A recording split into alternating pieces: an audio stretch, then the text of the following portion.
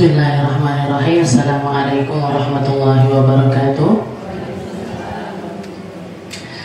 Alhamdulillahirabbil alamin wassalatu wassalamu ala asyrafil anbiya'i wal mursalin wa ala alihi wa sahbihi ajma'in. Subhanaka la ilma lana illa ma 'allamtana innaka antal alimul hakim. Rabbi shrah li sadri wa yassir li amri wahlul 'uqdatam min lisani yafqahu qawli. Amma ba'd. Alhamdulillah ala nikmatil Islam, alhamdulillah ala nikmatil iman, wa kafa biha min ni'mah.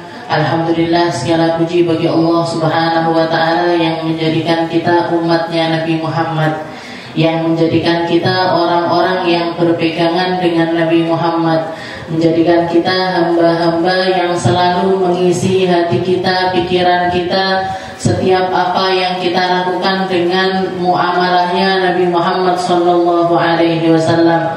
Dan semoga kita ini di awal bulan Rabiul Tsani atau berlalu dari kita bulan Rabiul Awal, berlalu dari kita bulan Maulidnya Nabi Muhammad sallallahu alaihi wasallam, tapi semoga kecintaan kita kepada Nabi Muhammad selalu ada, kecintaan kita kepada Nabi Muhammad selalu bertambah, kecintaan kita kepada Nabi Muhammad selalu dan selalu kita hadirkan di dalam setiap keseharian kita. Kalau sahib At-Tibai, Maulid At-Tibai mengatakan walau anna sa'aina kulla yaumin, misalkan kami ini harus melakukan maulid ini setiap hari, maka lakana wajib, katanya beliau, sungguh itu adalah sesuatu kewajiban bagi seorang hamba yang beriman. Merayakan maulidnya Nabi, merayakan kelahirannya Nabi Muhammad itu gak harus selalu ada di bulan Rabi', tapi setelah Rabi' sekalipun, di bulan Muharram sekalipun, bulan Rajab sekalipun, bulan Dzulqa'dah sekalipun, bulan apapun itu, kita kalau misalkan kita gunakan itu untuk memperingati maulidnya Nabi Muhammad SAW, itu adalah sesuatu yang bukan berlebih-lebihan, itu bukanlah sesuatu yang mubadir, itu bukanlah sesuatu yang terbuang sia-sia, enggak Bu. Karena Allah Subhanahu wa ta'ala, ya Muhammad, wa kana fadlullahi 'alaika 'azima. Katanya Allah Ta'ala, wahai Muhammad, sungguh kemuliaannya Allah, anugerahnya Allah, keagungannya Allah yang diberikan kepada Nabi Muhammad SAW itu adalah sesuatu yang luar biasa agung. Kita kalau dapat nikmat Bu dari seseorang, jenengan dikasih minum, saya ngasih jenengan minum misalkan, paling tidak adabnya kita mengucapkan terima kasih. Kita dikasih senampan nasi, kita ucapkan terima kasih, dan itu teringat di dalam pikiran kita, engko lek aku enek duwe gawe tak kei juga orang itu senampan nasi. Kalau misalkan kita dikasih sesuatu yang lebih besar lagi, kita pengennya membalas hal yang serupa sambil setidaknya kita mengucapkan terima kasih. Tapi ini kita ketika di dalam hati kita ini hadir Nabi Muhammad SAW, kita dapat anugerah dari Allah Ta'ala ini luar biasa besar, yang ngatur dohir batin kita, yang ngatur setiap hal ini, perkara-perkara yang ada di dalam kehidupan kita ini semuanya aturannya lewat Nabi Muhammad SAW. Bukan cuma aturannya aja yang lewat Nabi Muhammad, tapi semua hal ini memerlukan bimbingan dari Nabi Muhammad SAW. Bukan cuma bimbingan, bahkan tapi bantuan dari Nabi untuk senantiasa menyelamatkan kita dunia akhirat. Orang kalau di dunia ini dekat sama Nabi Bu, dia akan tahu persis mau ngapain, di mana aja, harusnya seperti apa. Karena Rasulullah SAW ini ibarat cahaya yang membercahayai setiap hal yang ada di dalam kehidupan kita. Dan nanti ketika kita meninggal dunia di alam keabadian, di alam akhirat, perlunya kita sama Nabi Muhammad ini tambah berkali-kali lipat lagi lebih perlu. Makanya orang-orang bilang, ayo kita cari syafaatnya Nabi, ayo kita nyari biar diselamatin sama Nabi, ayo gimana kita cari perkara-perkara menjadi alasannya Nabi menyelamatkan kita. Karena pemegang syafaatul uzma hanya Nabi Muhammad SAW. Para nabi-nabi yang lain mengatakan nafsi, dewe. Rasulullah yang mengatakan ana laha. Aku yang punya. Aku yang punya. Ayo ikut aku. Ayo kesini bareng aku. Ayo bareng-bareng menuju surganya Allah Ta'ala. Dan Nabi Muhammad sebagai pemegang kunci surga itu sendiri. Jadi dunia akhirat kita perlu sama Nabi. Di mana nemuin Nabi, di mana kita ketemu sama Nabi, di mana kita mendapatkan kehadiran Nabi di situ, di tempat-tempat semacam ini, Bu. Pesantren-pesantren, musola-musola, masjid-masjid, majelis-majelis taklim. Di situ kita ketemu sama warisannya Rasulullah SAW. Jangan sampai kita jadi orang yang menyesal nanti di hari kiamat. Jangan sampai kita menjadi orang yang gigit jari nanti di akhirat. Jangan sampai kita jadi orang-orang yang gak bisa ngulangi lagi apa yang terjadi di dalam kehidupan kita ini, yang ada cuma penyesalan demi penyesalan. Seperti yang Allah Ta'ala ibaratkan di dalam Al-Quran, yauma ya'uddu dzalimu ala yadayhi yaqulu ya laitani ittakhadtu ma'ar rasuli sabila. Hari itu orang-orang di hari kiamat itu mereka akan gigit kuku mereka sampai ke jari mereka, sampai ke lengan tangan mereka, sampai habis lengannya digigit-gigit saking menyesalnya. Sambil mengucap apa? Ya laitani ittakhadtu ma'ar rasuli sabila. Seandainya saja dulu aku di dunia ini nyari sambungan sama Nabi. Seandainya aku di dunia dulu dapat alasan yang banyak untuk mendekati Rasulullah SAW. Ada syiarnya Nabi di masjid, tak parani masjid. Ada syiarnya Nabi di langgar, tak parani langgari. Ada syiarnya Nabi di pesantren, aku ikut di dalam pesantren tersebut. Ada syiarnya Nabi di majelis-majelis taklim, saya hadir di majelis-majelis tersebut. Ini kita lagi nyari sambungan biar nggak menyesal nanti di akhirat. Mungkin sama Allah Ta'ala diistiqomahkan. Mungkin sama Allah Ta'ala kita dipanjangkan umur kita di dalam ketaatannya, di dalam keridhoannya, di dalam kedekatan yang bertambah selalu dekatnya dengan Nabi kita Nabi Muhammad SAW. Kita lanjutkan pembahasan kita masih tentang kisah-kisah Al-Quran. Kalau yang pertemuan yang lalu kita bahas tentang Shahibul Baqarah, tentang pemilik Baqarah, pemilik sapi betina, pemilik sapi betina. Seperti yang kita ceritakan, ada orang meninggal dunia, gak ketahuan siapa yang meninggal, lapor sama Nabi Musa, disuruh nyari seekor sapi, tapi sapi ini sapi yang luar biasa unik, luar biasa unik, warnanya kuning, gak ada lainnya lagi, sapi yang gak pernah dipakai membajak, sapi yang begini-begini dan lain sebagainya. Tapi dengan kesulitan itu pada akhirnya mereka dimampukan sama Allah Ta'ala untuk menemukan sapi itu sendiri. Jadi kita sudah bahas itu kisahnya yang luar biasa panjang. Ada satu hal yang menarik di dalam kisah Shahibul Baqarah ini yang perlu juga untuk kita renungkan, yaitu keadaannya seorang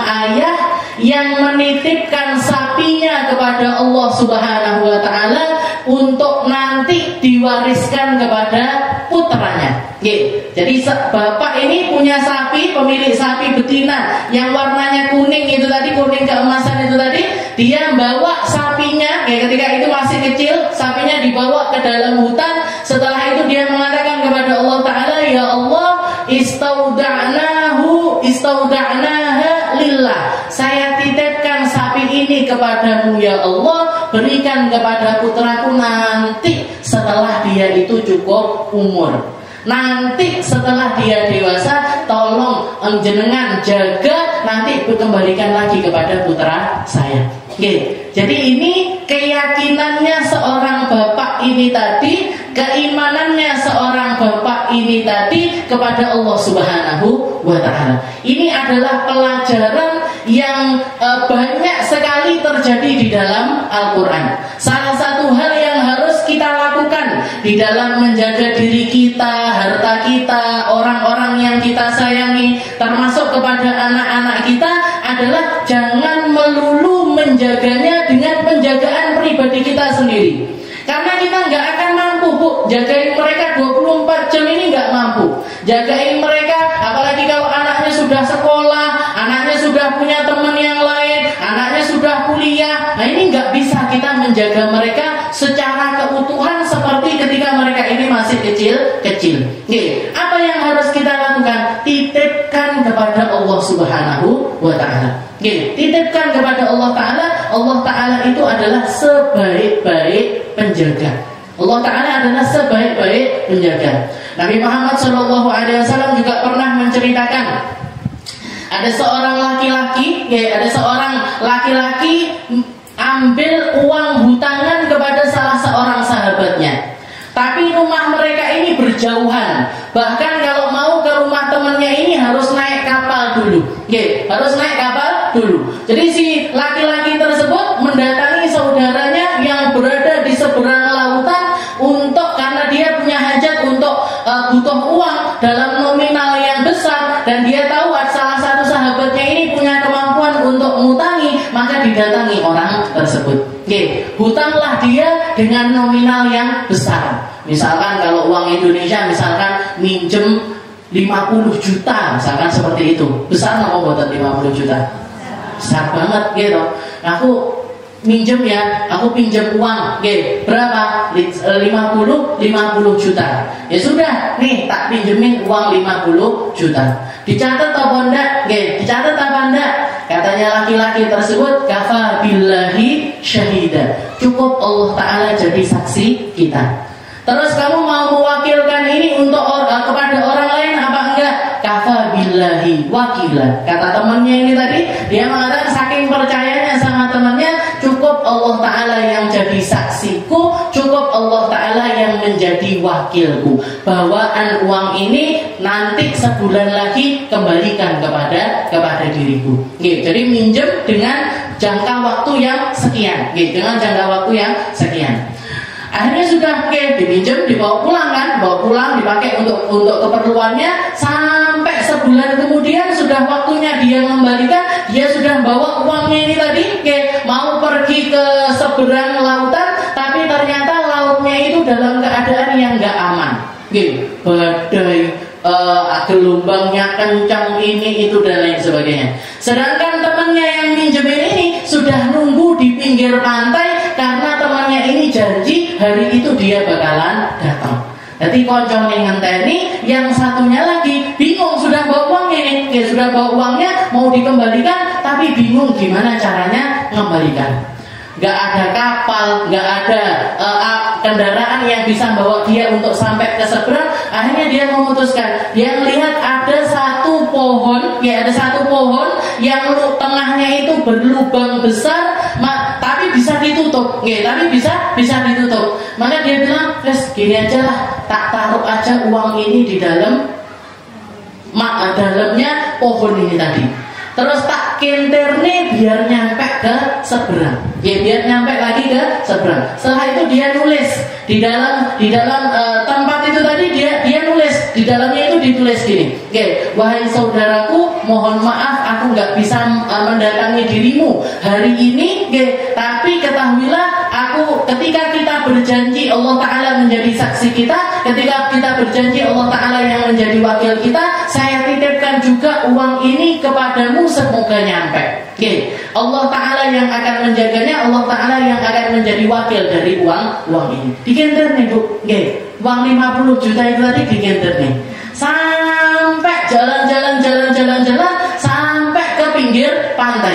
Nah orang yang nungguin temannya ini tadi ngelihat kok ada kayu besar ada di atas lautan, diambil sama dia, dibuka ternyata ada uang 50 juta. Ada uang 50 juta plus tulisannya itu tadi. Akhirnya dibawa pulang sama dia. Nah, si temennya ini tadi karena merasa istilahnya nyampe tenang, apa enggak, ada HP, enggak ada telepon, enggak ada apa-apa waktu itu. Enggak bisa ngecek ini wis teko apa enggak. Akhirnya sekitar seminggu kemudian dia balik lagi ke rumah temannya dengan bawa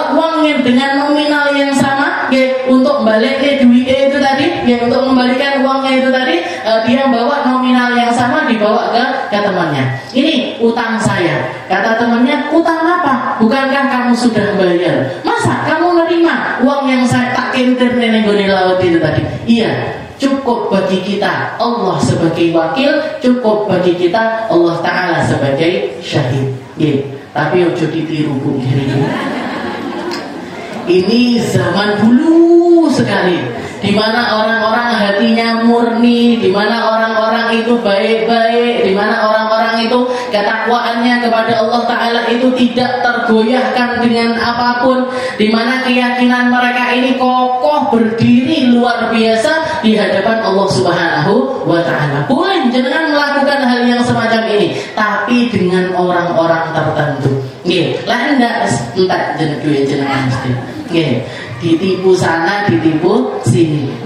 Jadi orang-orang soleh terdahulu itu seperti itu Bu, keyakinannya kepada Allah Subhanahu wa Ta'ala. Tapi yang perlu kita ambil bahwasanya amanah ini, yang namanya sifat amanah ini kan yang istilahnya dari dua pihak ini kan sama-sama orang yang amanah.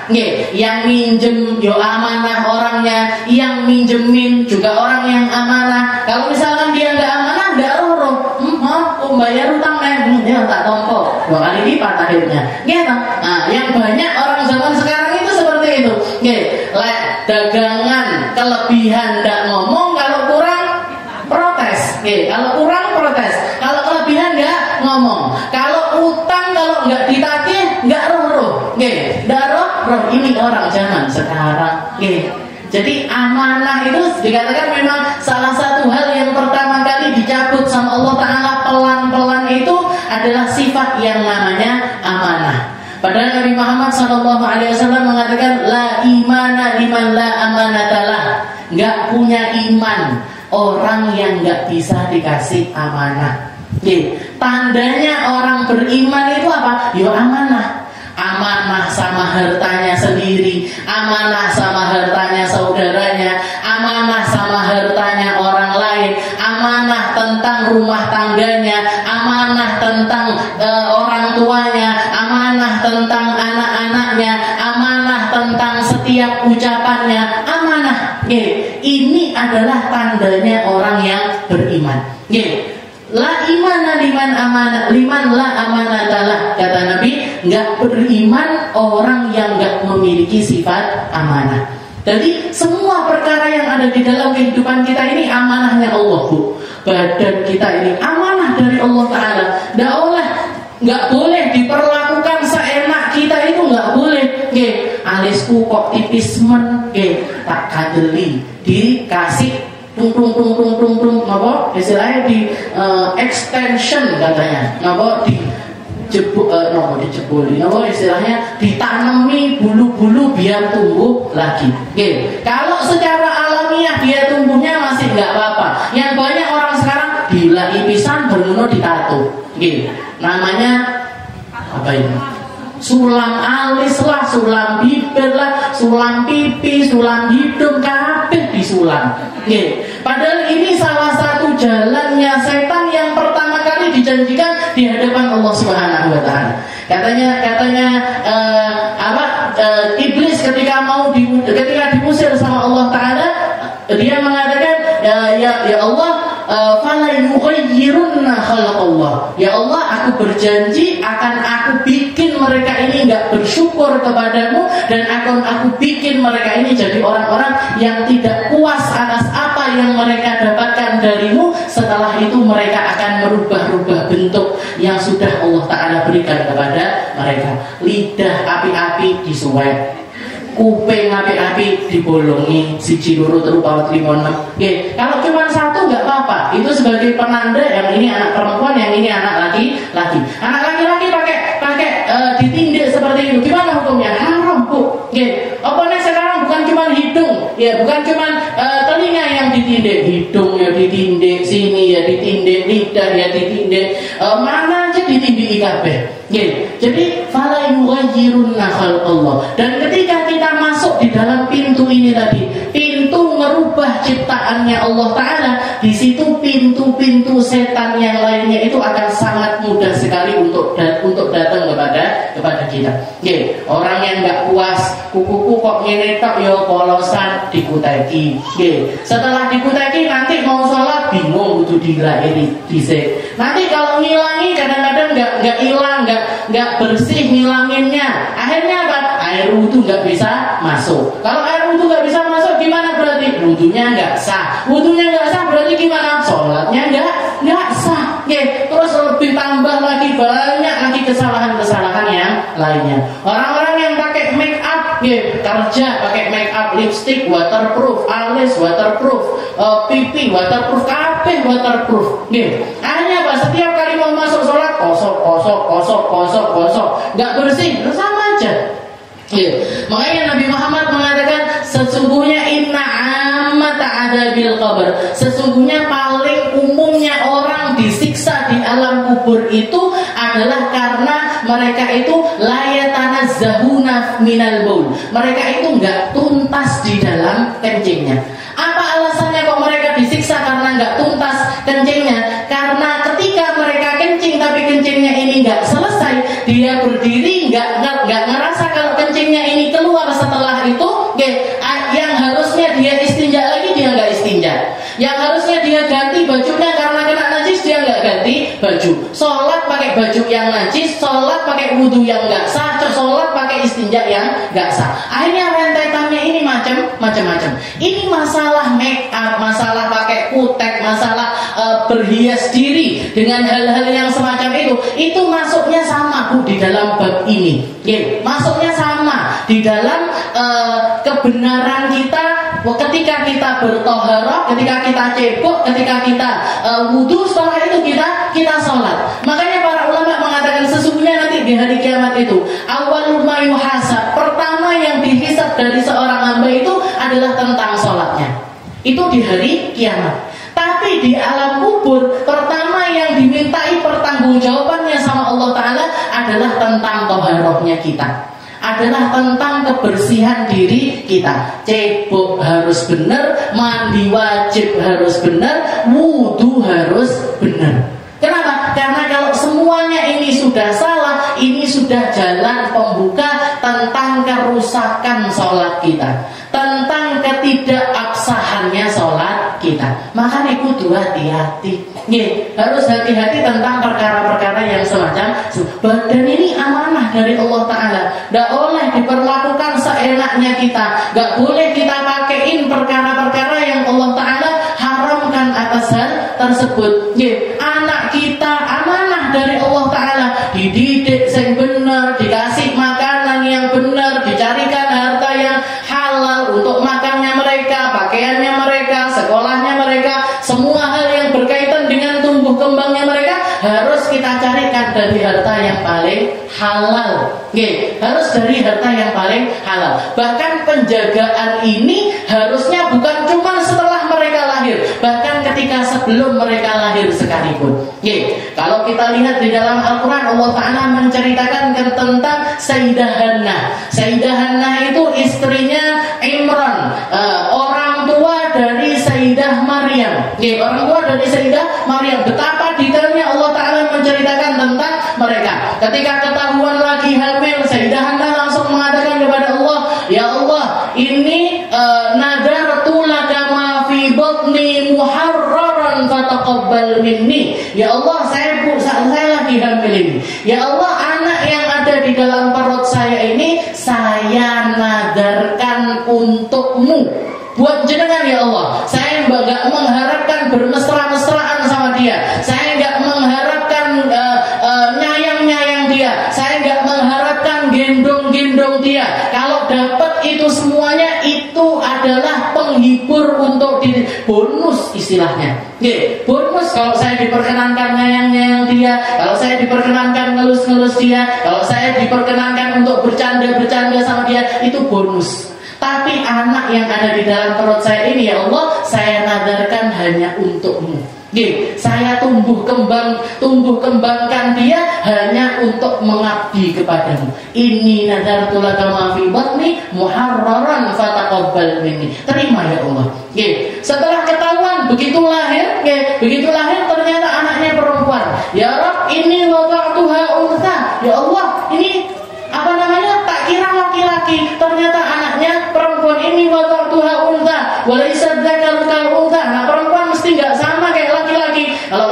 laki-laki nggak ada haidnya, perempuan pasti ada haidnya. Kalau laki-laki bisa masuk masjid kapan aja, kalau perempuan nggak bisa masuk masjid begitu saja. Apalagi peraturan waktu itu Baitul Maqdis cuma boleh yang khidmah di dalamnya, yang boleh masuk di dalamnya itu cuma kaum laki-laki saja. Makanya kalau jangan lihat orang-orang Yahudi, mereka punya yang namanya tembok ratapan. Kenapa kok mereka bikin tembok ratapan? Tembok ratapan itu untuk tempat ibadahnya para perempuan, karena mereka tidak diperkenankan masuk ke dalam masjid. Inni wada'tuha unta wa laysa dzakaru kal unta wa inni samaituha Maryam. Tak kasih nama Maryam ya Allah. Inni samaituha Maryam wa inni u'iduha bika wa dzurriyyataha minasyaitonir rajim. Setelah dikasih nama dengan nama yang baik, beliau minta penjagaan dari Allah. Wa inni u'iduha bika, ya Allah jaga dia, tumbuhkan dia.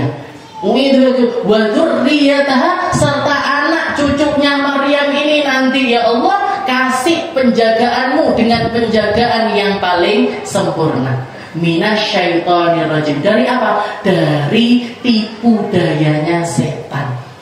Dari tipu dayanya setan. Berkahnya kalimatnya Sayyidah Hannah ini Bu, berkahnya omongannya Sayyidah Hannah, berkah dari nadarnya, berkah dari penamaan dengan nama yang baik, berkah dari permintaan untuk dijaga dari Allah Subhanahu wa Ta'ala.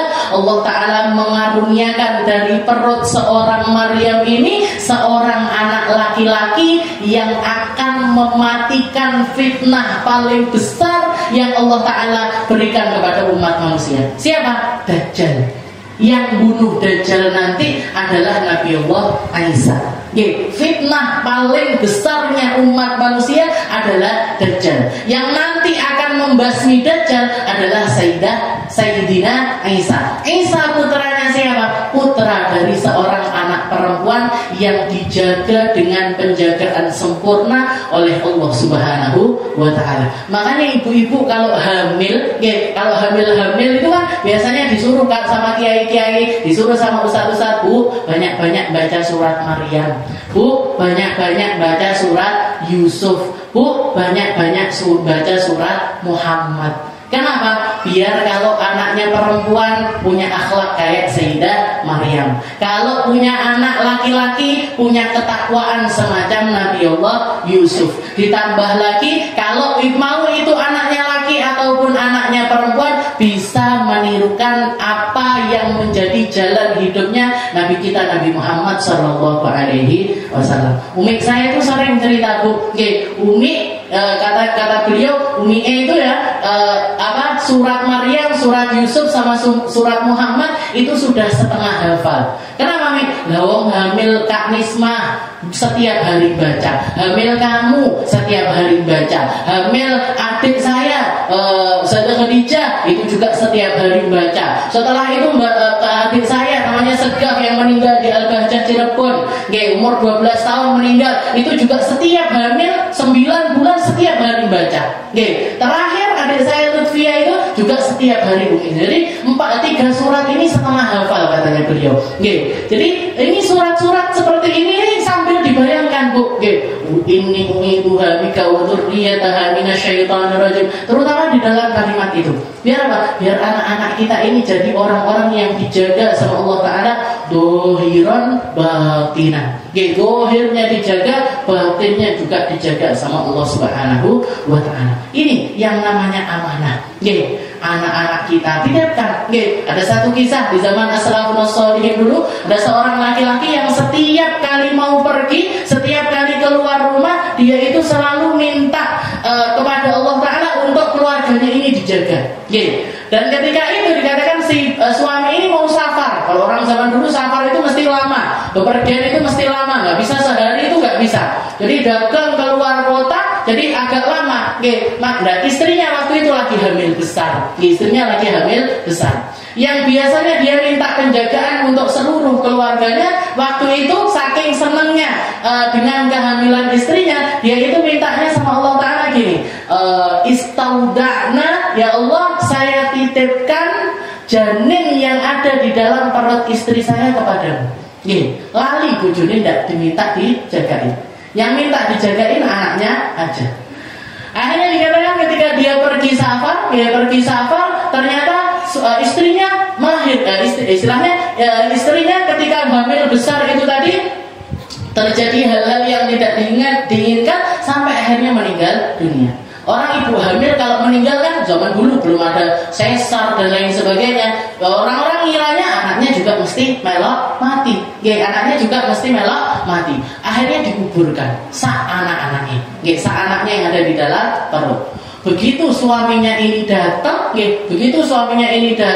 kaget, istrinya sudah dikuburkan. Kata suaminya, di mana kuburan istri saya? Saya yakin anak saya masih hidup.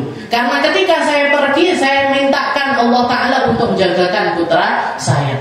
Ternyata benar, diparani ke kuburan. Ini sudah berlalu 1 hari, diparani ke kuburan, dibongkar makamnya. Ini bayi itu tadi sudah keluar, sudah ada di samping ibunya yang sudah meninggal dunia. Ini zaman as-salafun as-shalihin terdahulu. Jadi ini minta jagain sama Allah. Anaknya jenengan kalau mau sekolah minta istauda'na, kalau laki-laki istauda'na qawwah, kalau anak perempuan istauda'na killah. Kalau mau semuanya istauda'na kumullah. Sak suaminya, sak anak-anaknya minta jagain sama Allah Ta'ala. Biar kemanapun mereka berada ini selalu ada di dalam penjagaannya Allah Subhanahu wa Ta'ala. Nabi Muhammad SAW setiap ketemu cucu-cucunya Sayyidina Hasan, Sayyidina Husain, disepul embun-embunane, disepul kepalanya sambil beliau mengatakan mu'idukuma bi kalimatillahi tammah min kulli syaitanin wa hammah wa min kulli ainin lamah. Ya Allah, jaga saya pasrahkan penjagaan mereka berdua kepadamu ya Allah. Bi kalimatillahi tammah, dengan kalimatnya Allah Ta'ala yang sempurna. Dari apa? Min kulli syaitanin wa hammah, dari setan dan juga bala tentaranya setan. Wa min kulli ainin lamah, dan dari setiap mata ainnya manusia yang seringkali mencelakakan diri orang tersebut. Dimintakan tolong sama Allah Ta'ala untuk dijaga. Jadi sebagai bentuk apa ini semua? Sebagai bentuk penjagaan kita atas amanah-amanah yang Allah Ta'ala berikan kepada kita. Jadi Sahibul Baqarah ini, bapak yang punya pemilik sapi ini nitipkan sapinya kepada Allah Ta'ala, setelah itu diumbar di dalam hutan. Dengan harapan apa? Nanti kalau anaknya sudah gede, anak ini akan mewarisi dari si sapi betina itu tadi. Sapi betina itu tadi. Jadi itu yang perlu kita ambil faedah dari kisahnya Sahibul Baqarah. Juga ada satu lagi lam'ah, ada satu hal yang juga perlu kita perhatikan dari perkataannya orang-orang Yahudi ketika mereka kesulitan mencari sapi dengan kriteria yang mereka cari sendiri, dengan kriteria yang mereka cari sendiri. Di akhir kalimatnya mereka mengatakan ya Musa, wa inna insyaallah lamuhtadun. Ini memang sulit, ini memang sesuatu yang sulit. Kesulitan ini dikatakan, ada yang mengatakan kesulitannya karena mereka sulit mencari hewannya. Ada juga yang mengatakan sudah ketemu hewannya tapi punya kesulitan lagi untuk membayar hewan si sapi betina itu tadi. Kan malaikat Jibril nyuruh sama anak pemilik sapi itu, jangan kamu jual kecuali seharga emas yang nempel ke seluruh kulitnya sapi itu tadi. Jangan bayangkan berapa kilo itu. Berapa kilo emas batangan nemplek ke seluruh badannya sapi, itu harga yang harus orang-orang Yahudi bayarkan kepada si anak pemilik sapi tersebut. Tapi di akhir mereka mengatakan wa inna insyaallah lamuhtadun. Ya Allah, kami wahai Nabi Musa insyaallah dapat petunjuk untuk bisa menyelesaikan tentang masalah ini. Para ulama mengatakan kalau misalkan mereka nggak mengatakan insyaallah, kalau misalkan mereka nggak pakai kalimat kalau Allah mengizinkan, nggak ketemu itu sapi, nggak bisa bayari sapi tersebut, nggak dimampukan sama Allah Ta'ala untuk bayari sapi tersebut. Ini berkahnya kalimat insyaallah. Makanya ngapa-ngapain itu di akhir setelah semua ikhtiarnya kita balut dengan kalimat insya Allah. Dan jangan kita jadikan kalimat insya Allah ini turun harganya karena lisan kita sendiri. Ojo diumbar, bukan. Jadi kalimat insya Allah itu sunnah untuk dipakai, tapi jangan diumbar. Ojo titik-titik insya Allah ya, titik-titik insya Allah ya. Anaknya minta, "Mah, belikan mainan." Insya Allah. "Mah, dolan rono." Insya Allah. "Mah, ke warung sana." Insya Allah. Insya Allahnya ini identik ke enggak dituruti. Identik ke enggak. Bahkan anak-anak kita itu mungkin mamanya lah ya ngomong insya Allah berarti orang. Insya Allah artinya tidak. Jadi mereka sampai punya persepsi baru. Nah ini kita yang merusak kalimat insya Allah itu sendiri. Kita yang merusak kalimat insya Allah. Jadi kalimat insya Allah ini dipakai, Bu, jangan pakai, tapi di dalam sesuatu hal yang kemungkinan 90% ini kita bisa melakoni. Kalau di bawah 90%, katakan tidak. Jadi kalau anaknya minta mainan, "Ma, pengen mainan ini," jangan dibilang insya Allah ya, insya Allah nanti tak berikan. Jangan. Nah, mamai turun duit. Nanti ya kalau sudah ada rezeki tak berikan. Atau nanti ya kalau kamu ujian nilainya bagus tak berikan. Tapi ojo sing iki to larang banget, sing iki lho. Jadi kalau memang kita mampunya yang harganya di bawah itu, kasih yang itu. Jangan diiming-imingi yang mahal dengan nanti dibalut dengan kalimat insya Allah, tunggu mama, insya Allah. Insya Allahnya ini mau ke tidak. Jadi insya Allah ini dipakai kalau mau ke iya, Bu. Bukan ke mau enggak. Dipakai kalau mau ke iya. Kayak saya setiap mau ngaji di sini, dia sama Bu Fatora, "Kamina hari Kamis waktunya ngaji, insya Allah." Saya jawab insya Allah ketika apa? Ketika memang hari itu memang tidak mau kemana-mana, tidak ada hajat apa-apa, tidak ada rutinitas yang lainnya. Nah, saya jawab insya Allah. Tapi kalau misalkan ada sesuatu yang lain, "Apunten Bu Fatona, saya lagi batuk," misalkan, "Apunten Bu, saya lagi repot ini, saya lagi repot ini," saya pamit. Tidak pakai kalimat insya Allah. Jadi ini orang-orang Yahudi ini, mereka itu dikasih jalan keluar sama Allah Ta'ala karena mereka mengucapkan insya Allah. Wa inna insya Allah lamuhtadun. Wa inna insya Allah lamuhtadun. Itu pelajaran yang kedua. Setelah itu di akhir kisah ini Allah Ta'ala juga bahas tentang wa inna ab'adal qulub thumma qasat qulubuhum min ba'di dzalik fa hiya kal hijarati aw ashaddu qaswah. Orang-orang yang yang hatinya itu keras, orang-orang yang hatinya keras, orang-orang yang hatinya itu memang tertutupi untuk menerima segala macam kebaikan, mereka akan tetap melakukan perkara-perkara yang tidak diridhoi oleh Allah Subhanahu wa Ta'ala. Istilahnya gini, orang-orang Yahudi itu mereka sering kali mendapati mukjizatnya Nabiullah Musa di depan mata mereka. Laut terbelah di depan mata. Orang mati dihidupkan dengan dipukulkan daging sapi di badan mayit tersebut. Bangun setelah itu nunjuk, yang bunuh saya Fulan bin Fulan, keponakan saya sendiri. Dia bunuh saya karena menginginkan harta saya dan menginginkan putri saya untuk dia nikahi. Jadi setelah ngomong seperti itu, balik mati lagi, Bu. Balik mati lagi nih orang, nggak terus bermunul terus buatan, mati lagi. Jadi mukjizat itu mata mereka melihat, telinga mereka mendengar, seluruh anggota tubuhnya menyaksikan tentang perkara tersebut. Tapi panggah balik kafir lagi, balik kafir lagi, balik kafir lagi, balik nyalai omongannya Nabiullah Musa, balik lagi bangkang perkataannya Nabiullah Musa. Ini kelakuannya orang-orang Yahudi. Makanya Allah Ta'ala sampai mengatakan maqasat qulubukum min ba'di dzalik. Kalian memilih, sudah melihat mukjizat yang sejelas itu pun kalian memilih untuk kufur kembali kepada Allah Subhanahu wa Ta'ala. Enggak mensyukuri keberadaannya Nabi Allah Musa, enggak mensyukuri apa yang terjadi kepada diri mereka.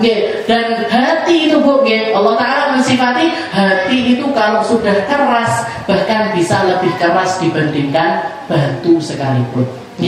Fahiyya kal hijarah, sudah semacam batu, au asyaddu qaswah, atau lebih daripada itu.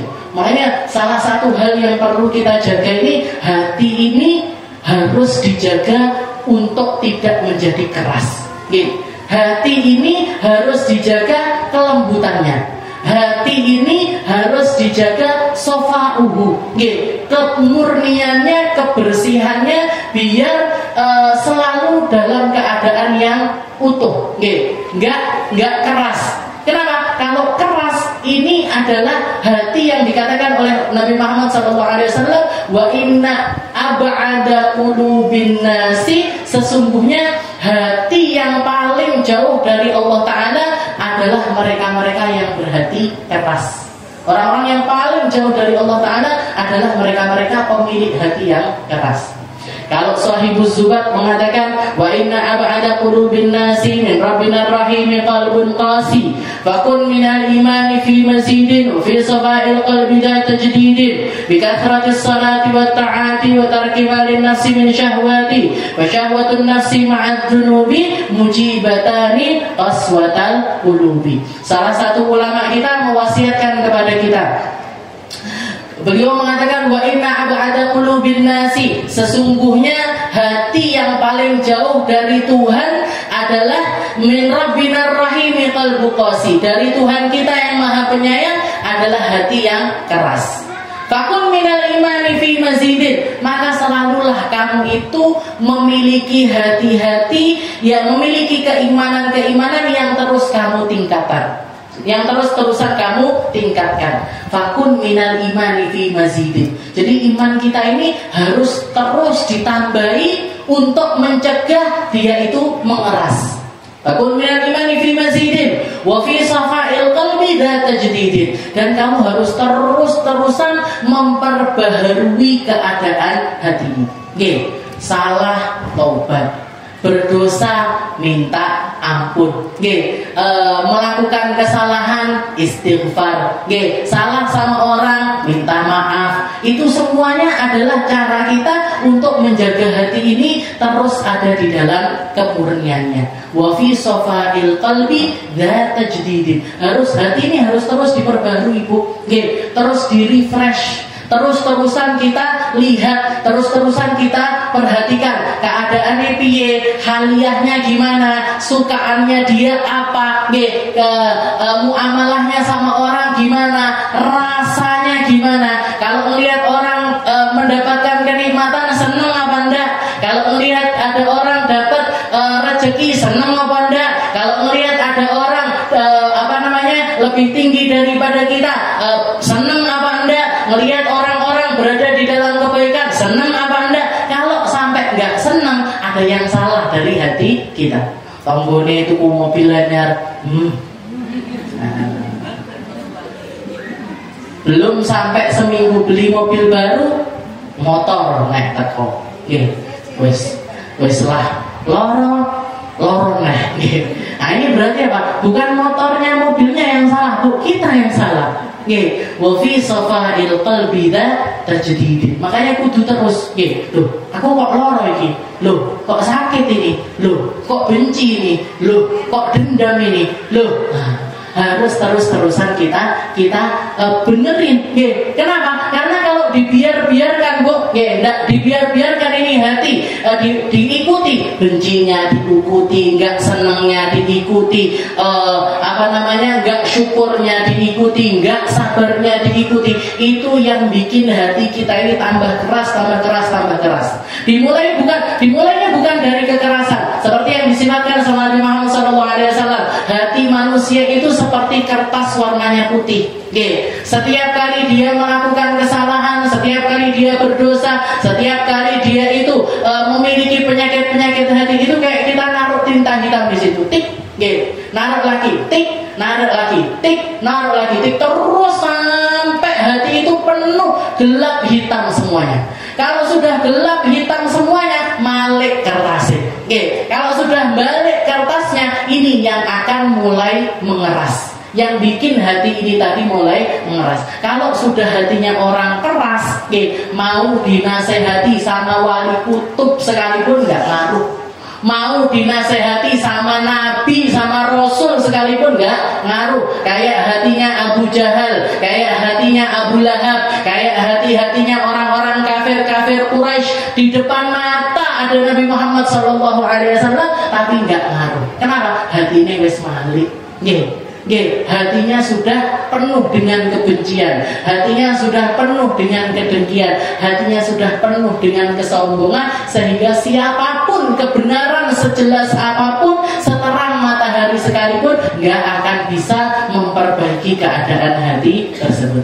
Makanya Imam Ar-Rusli ini sahibu Zubat mengatakan wa fi safa'il qalbi la tajdidin. Terus ayo didelok setiap hari kita koreksi hati kita.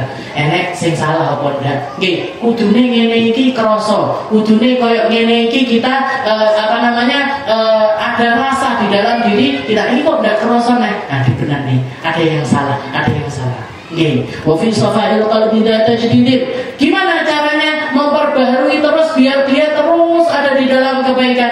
Bikathratis sholati wa ta'ati, dengan memperbanyak sholat, memperbanyak taat, memperbanyak sholawat, memperbanyak perkara-perkara yang baik. Diisi lisan kita pakai Al-Quran, diisi telinga kita dengan kebaikan, diisi mata kita dengan pandangan-pandangan yang baik, diisi seluruh anggota tubuh kita ini dengan berbagai macam hal ketaatan. Bikathratis sholati wa ta'ati wa tarku ma linnafsi min syahwati. Ditambah lagi dengan menghindari berbagai macam perkara-perkara yang sifatnya itu tentang keinginan-keinginan diri.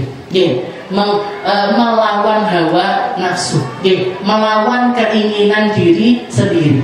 Watarku nafsi min syahwati, fa syahwatun nafsi ma'adzunubi mujibatani qaswatal qulubi. Dua hal ini kalau beriringan, itu yang paling mempercepat diri hati kita itu menjadi keras. Apa itu? Dosa ditambahi dengan penurutan hawa nafsu. Nafsunya dituruti terus, dosanya ditambahi terus. Itu yang bikin hati kita ini selalu bertambah keras dan bertambah keras. Mungkin sama Allah Ta'ala kita dilembutkan. Mungkin hati kita semuanya dibersihkan sama Allah Ta'ala sebersih-bersihnya dari berbagai macam penyakitnya hati, mulai dari yang namanya sombong, dengki, benci dan lain sebagainya. Semoga semuanya keluar dari dalam hati kita. Kita dikasih sama Allah Ta'ala hati yang jernih, dikasih sama Allah Ta'ala hati yang tulus, dikasih sama Allah Ta'ala hati yang ikhlas, dikasih sama Allah Ta'ala yang hati yang mampu merasakan setiap kelezatan di dalam penghambaan kita kepada Allah. Bisa merasakan nikmatnya sholat, bisa merasakan nikmatnya zikir, bisa merasakan nikmatnya baca Al-Quran, bisa merasakan nikmatnya bangun malam, bisa merasakan nikmatnya duduk-duduk di majelis taklim, bisa merasakan setiap kenikmatan yang Allah Ta'ala berikan nikmatnya kepada orang-orang mulia, yang dinikmati oleh para nabi, yang dinikmati oleh para rasul, yang dinikmati oleh hamba-hamba mulia. Semoga kita enggak dihalangi diri kita dari perkara-perkara indah tersebut. Dikasih sama Allah Ta'ala jatah kebaikan yang banyak di dunia, sehingga kita bisa memanennya banyak juga nanti di akhirat. Dikasih sama Allah Ta'ala kita kesempatan untuk beribadah kepada Allah Ta'ala di dunia, sehingga kita memanennya nanti dengan keindahan di dalam surganya Allah Subhanahu wa Ta'ala, bersama orang-orang yang kita cintai, bersama orang-orang yang kita hormati, bersama orang-orang yang kita ingin bersamai mereka dunia akhirat. Ala hadhihi niyah wa ala kulli niyatin salihah wa ila hadratin Nabi Muhammad sallallahu alaihi wasallam bisirril Fatiha.